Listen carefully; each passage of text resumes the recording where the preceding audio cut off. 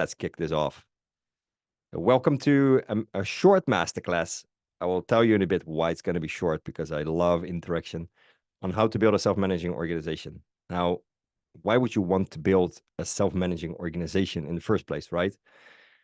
Well, if you're in a business and you're a founder, in the early days when you start your business, it's all about finding the problem, creating a product that solves the solution, right? Especially when you're in an e-commerce business, where I'm mainly focused on in the e-commerce space. But any business is there to solve problems, right? So an early stage company is always just seeking to find a market fit with their product. Okay. So what the founders do, they drive those results. And then the results are there, right? Then the market fit is being proven. And now you start to grow your company. You start to grow the team. The organization starts to get more complex. As a founder, you can't continue to drive the results. As a founder, you must become a leader who drives the environment in which the results are created. And that we call a self-managing organization. And that's the first next stage after you have founded your early stage company. Whether that's an e-commerce business or even like a SaaS business or so, that's your first stage you want to work towards. Then, of course, there are more stages. There's also the self-growing company, right? This is when you get seniors and C-levels on board who bring in 10 years of experience and track record in previous similar companies. You get to a whole different kind of organization. We're not covering that here. We're covering this step here from founder to becoming a leader that drives the environment in which results are created. Okay. So quickly about me, for those who don't know me, I'm Leon. I live in Lithuania, 35 degrees here. I'm originally from Netherlands. It never gets that hot there, I must say. Founder of Remote, actually my all-time co-founder, with whom I some years ago founded this together, is Erica. She's on the call here as well. Amazing to see that. But I'm still working with Remote with a lot of fun and excitement. I got my leadership experience in H&M for almost 20 years. But for the past 6 years, I'm in e-commerce consulting.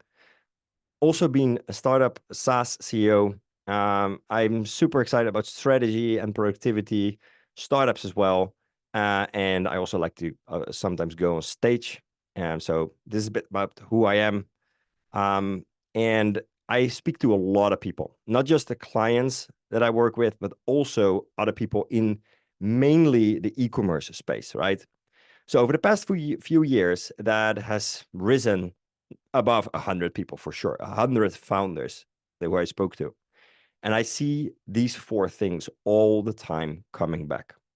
And I'm pretty sure that they are also coming back in other businesses as well. And that is 87% say they lack a very clear crystal clear direction forward for their business. 76% said that aligning the team is the toughest thing. 68% said, and especially now in e-commerce, that's quite relevant, they said that they're worried for their profitability. And 59% said they are actually too much involved in daily operations. So 6 out of 10 founders feel themselves too much involved in daily operations. Now, those are serious challenges. How do we overcome that? Because what happens when you have no clear direction, when your team isn't aligned and you are too much involved in daily operations? It leads to lower engagement, leads to lower revenue, leads to lower profit. That's a simple equation.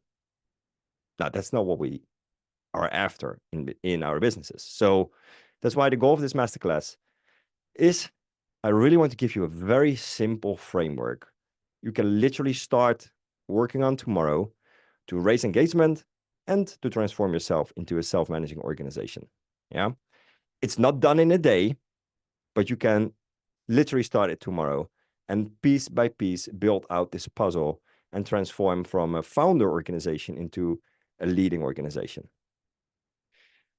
But first, what is a self-managing organization? I love this definition of it. A self-managing organization empowers teams with clear purpose, goals, and workflows in a culture of accountability, constant improvement, and especially autonomy. That's a self-managing organization. Let's see how we can distill this statement, okay? If we distill this, then this is what we're looking for in a self-managing organization. Clear purpose, goals, workflows, and accountability. Those are the 4 things we are actually really after. Here we are. Those are the 4 pieces of the self-managing organization puzzle. Purpose, goals, workflows, accountability. Now, of course, there's more to this, right? It also comes back to great leadership. It also comes back to being able to attract the right talents, being great in recruitment. Yes. But if we look really to the core inside the organization, if these 4 things are there, we have the foundation for a self-managing organization. Because if you do not have structure, let's talk a little bit about the mind of people, right? I know if you know this, but it was also a mind-blowing discovery for me when I read it. There's this man, Mihaly Csikszentmihalyi. It's a very difficult name for somebody who actually discovered the flow state in people, right? What he also discovered is something which you call psychic entropy, okay? Organizations experience the same thing. What is organizational entropy? Is if we do not have a structure, if we do not have goals, a clear direction, the minds of people fall back into default modus. And what is default modus? It's actually idle modus, waiting, no proactivity.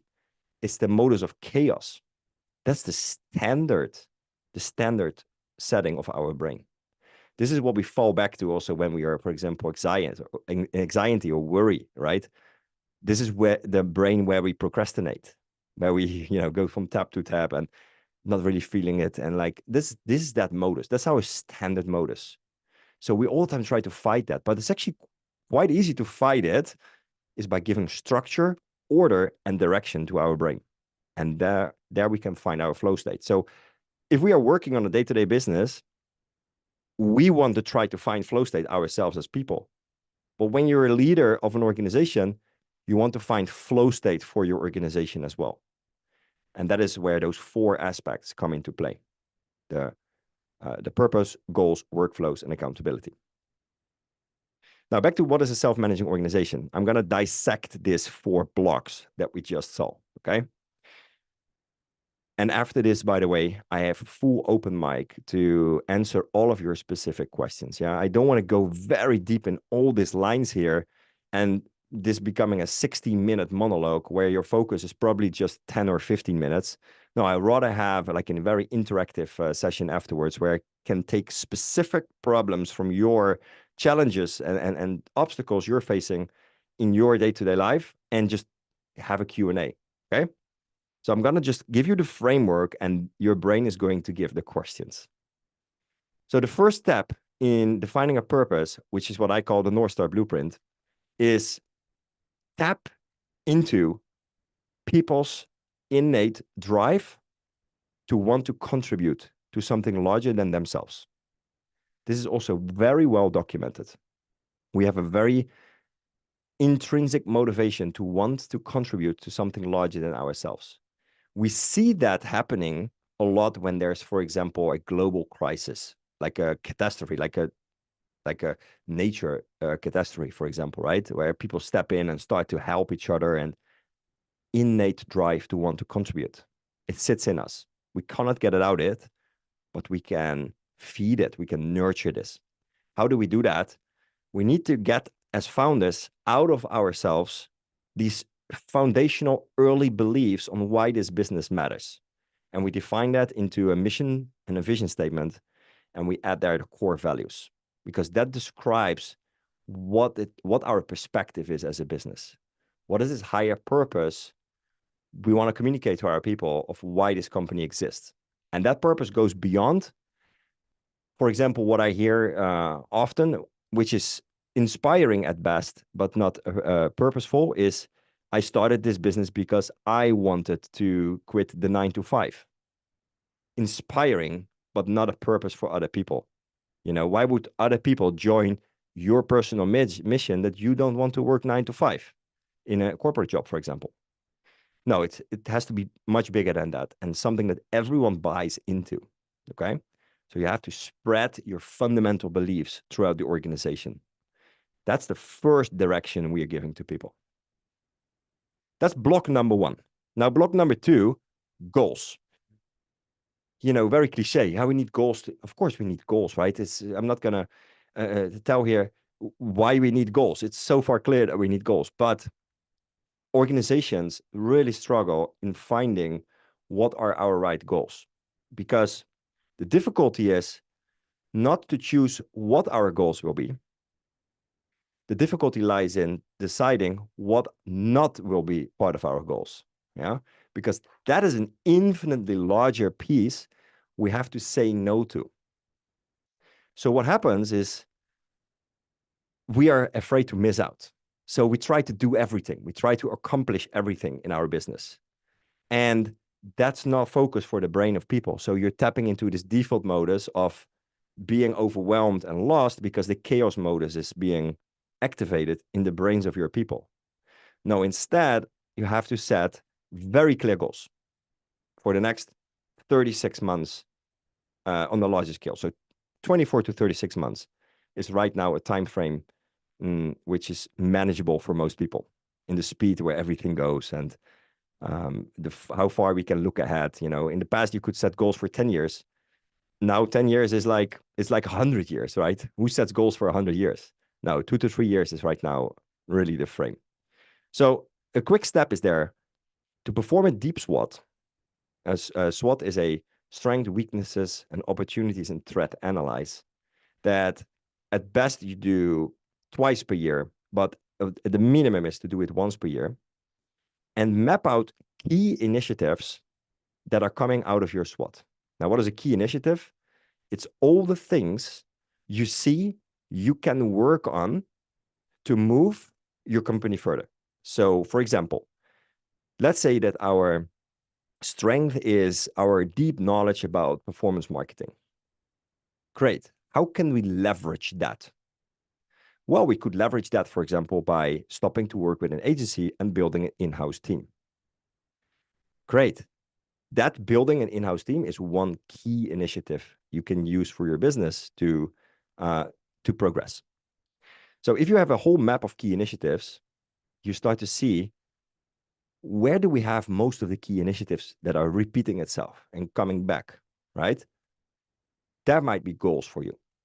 That might be, there sit our goals. So I recommend to give 4 goals over the balanced categories. What are the balanced categories? Learning and growth, operations and processes, customer, and finance. And learning and growth is always number 1, and finance is number 4, because learning and growth leads to better processes and operations, leads to higher customer satisfaction, better products, better relationship with the customer, leads to better financial performance. Most companies do just this. They have only one goal, and that's the financial goal. And this is way too abstract for people to connect to some 100 million euro goal in whatever, 3 years. No, we have to show a roadmap with our goals that's logical for people to work on. Okay, we first do this, then we get that, then we unlock that, and that will bring us our financial result.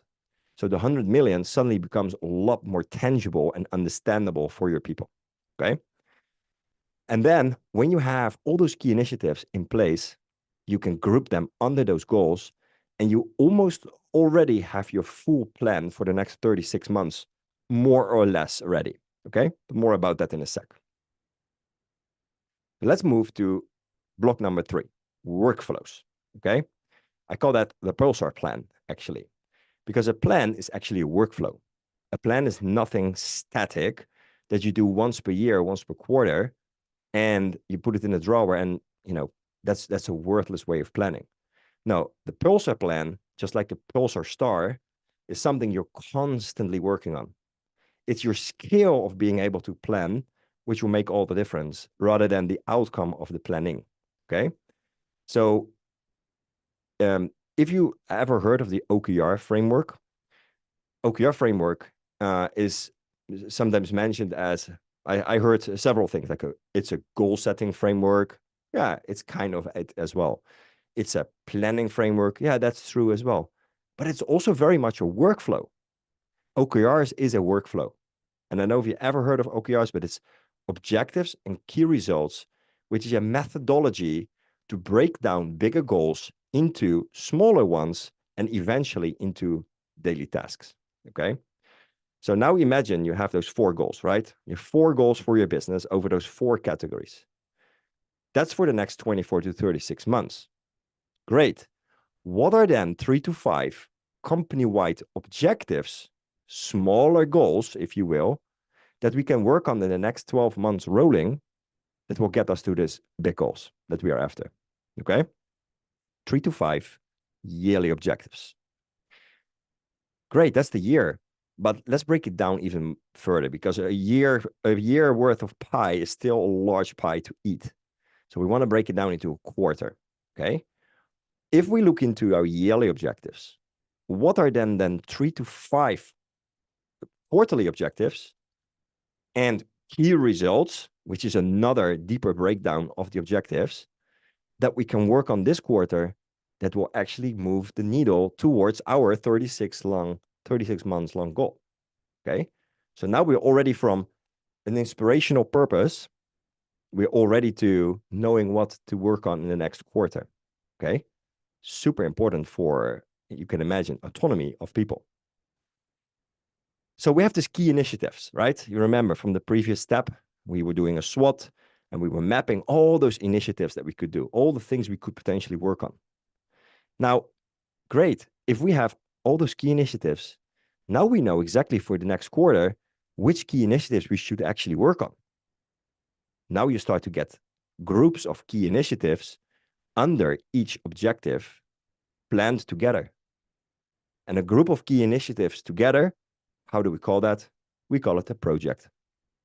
Because a project is a projection of where we are right now to where we want to work towards.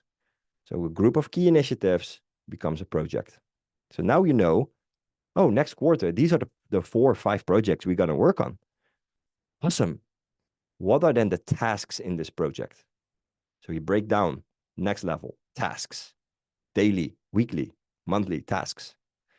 And then you plan out everything. And I recommend you plan the next month very detailed in terms of tasks. And especially what is very helpful is to do sprints, 2-week sprints, and plan the next 2 weeks, plus the 2 weeks after that. What are the tasks we are going to work on as an organization and who is accountable for what? Yeah. And use a tool like Asana or ClickUp and map out everything there with who does what and by when. If everything that's going on in your organization, all the challenges, all the obstacles you're trying to overcome, if it always has an who does what and by when, you will outperform most companies out there. Who does what and by when? Super powerful 3 words. And the last block is accountability. This is where you define responsibilities and accountability, not just on the objectives and the key results, but on all business areas. Let's say marketing is a business area, and all work areas under the business area. So business area, marketing, work area, for example, media buying, okay? Or for example, creative. So those are work areas. There can't be a single aspect, even if it comes down to buying toilet paper for your office, there can't be an area which doesn't have a person who's accountable and or responsible. Yeah, we're gonna not dive into what's the difference between responsibility and accountability. If that's very important for you, we can do that in the Q&A. But the next step is to make sure we know exactly what it is that we want to measure. I'm not talking your marketing performance metrics. That is so far clear, right? I'm talking which metrics are we going to use to communicate to our team, our organization, we're actually moving in the right direction when it comes to all this work on our goals that we just spoke about. Okay, so how are we going to communicate that visually with a handful of key performance indicators? In other words, most important metrics that will tell us that we are moving in the right way. Just like on your car, the speedometer tells you whether or not you're driving fast enough. The fuel tells you whether or not you have enough fuel in the gas tank to reach your destination. Yeah? That's what KPI should tell us. And then lastly, you connect incentives and rewards to some of those metrics, but also to your cultural fit. So I'm not saying build a carrot and a stick here, because your intrinsic motivation has to be high for this. We'll come to that in a sec. But connect incentives and rewards to metrics that are important for you. And that will be closing the loop for people to understand whether or not we are doing the right thing. So that is a very brief map of this framework, okay? This is in 20 minutes. Working with our clients is like 6 to 9 months where we go through these 4. So that's how much I try to squeeze it into a nutshell here. But I'm sure it gets logical in your brain here. So what happens when you have these 4 pillars implemented, right? 3 things happen. 1, we raise human intrinsic motivation. Why? Works get more fun, so we raise autonomy. Works get more purpose, so we raise belonging and contribution. And works get more growth perspective, which means that we are raising mastery. Now, those 3 aspects are the most important aspects of intrinsic motivation. What drives us humans to want to perform? The second one is we align the team, right? If minds collaborate synergistically in the same direction, we get a lot more done in less time. Decision-making gets faster, easier, and more autonomous, and we increase creativity and innovative thinking. It's always such a difficult word for me. Innovative thinking. Because if we are all facing in the same direction, ideas become also much clearer, because we don't have this chaos sort of idle modus. No, we actually have activated our structured order and creativity in one direction. And the third thing is we structure the organization. What happens? Productivity increases, less things remain undone because there's a higher level of accountability, and short-term thinking becomes long-term thinking. Now, that's amazing benefits, because what happens? Why does this all matter? You get higher engagement, you get sharper focus, you get increased productivity, which will lead to higher revenue, higher profit, and faster growth. But you will also, as founder, you will be less involved in the day-to-day, meaning you can work on things that drive revenue and drive profit and drive faster growth. So the circle, instead of downwards, circles upwards. Now, I get always the questions, yeah, that's all cute and funny, all this in 20 minutes, but where do I start, Leon? Well, you have to understand your status quo first, okay? How does all these aspects that we just spoke about, how does that match up in your business? How well is that developed? Where do you see your strengths are in that 4 pillars?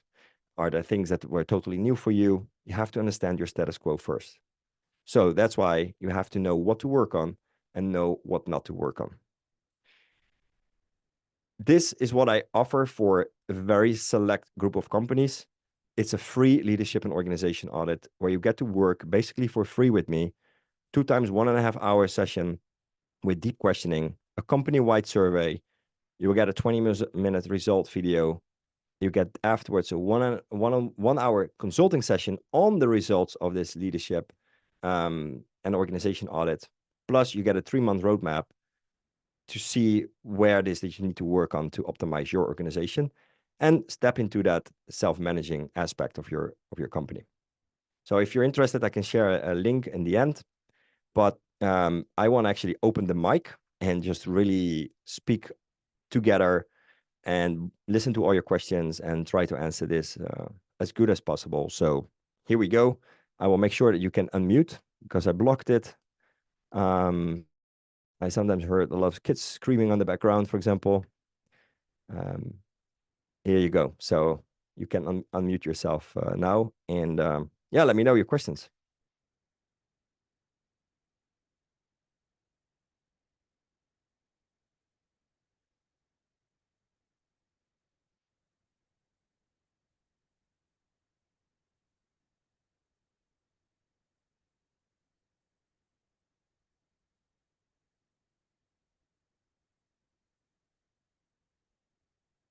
Seems maybe not to work. Let me check again.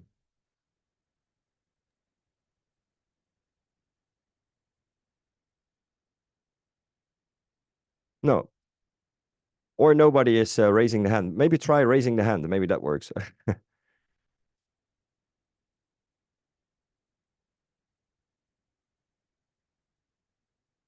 Hey Leon, it's Hi. JP here. Hello, JP.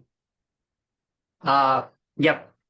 So it's my first masterclass from you, right? Right now I had a meeting. Okay, but I have your LinkedIn. So soon we both connect and discuss because like we are also running an e-commerce business. Like we are right now in the product development stage.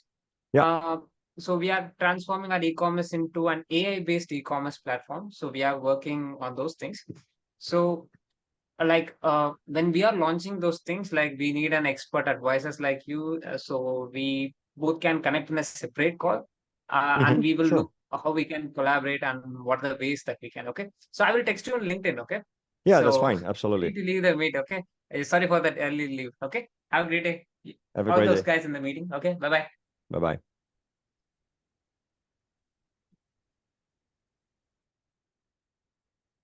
Okay. So what challenges can I help you with? Um, Anything, maybe even something that was not covered in today's presentation. I'm happy to help you.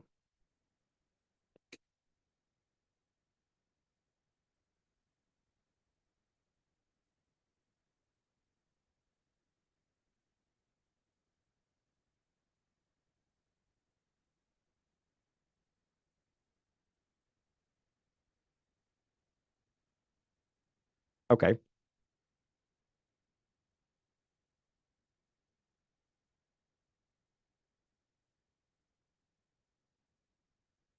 Seems that everyone found it very clear. No challenges to be discussed, which is totally fine. Um, and after this um, oh, I here we are. So after this masterclass, you will all, if you like, receive a recording. We can also send the material if you want to have another look at it. And yeah, feel free to reach out to me also through DM. LinkedIn is my main go-to platform for chatting. So I'm also willing to jump on a quick one-on-one if you have a challenge in your business that you really need some help with, or just want to bounce some ideas off my mind.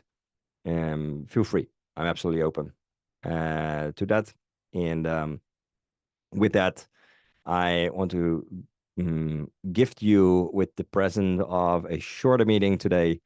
We already have calendars full with long meetings, so enjoy the rest of your hot afternoon if you're in Vilnius, and wherever you are in the world. Enjoy the rest of your day, and yeah, hope to see you in another masterclass I will do. Let me know also what kind of topics you would like more masterclasses on. Anything leadership, organization, productivity is my bread and butter. So feel free to drop me a quick message on LinkedIn also, what kind of topics you would find interesting. And in 2-3 weeks or so, I can do another masterclass, maybe specifically on that topic that you share with me. So waiting for that. Have a great day and see you in the next masterclass. Take care. Bye-bye.